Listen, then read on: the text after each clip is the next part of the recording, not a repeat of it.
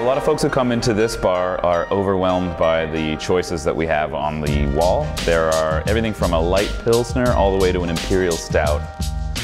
So the first thing to know is that it's not scary and that you should be excited by your choices rather than put off by them. Craft beer, generally speaking, is made locally and it's made by your neighbors, and those people have a story. That really brings people to it. It becomes a more personal thing, you're more connected to it, and people will develop loyalty around breweries that they are inspired by.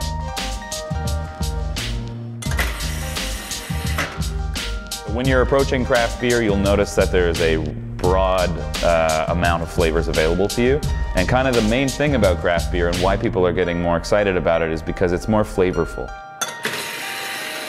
Flavors like sweetness, flavors like bitterness, flavors like sourness, you'll experience in a lot of craft beer. And so what people do is they get palate shock.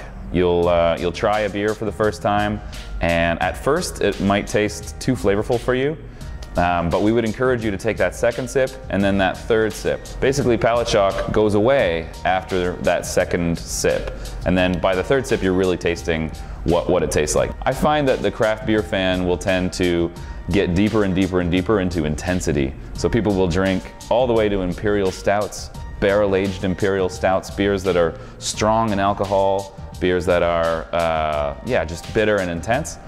And then a really interesting thing happens, I find, and this has happened to everyone that works here for sure, is that you start to appreciate subtlety more in beer. So after you've gone down the rabbit hole of intensity, you'll tend to dial yourself back and look for beers that are balanced.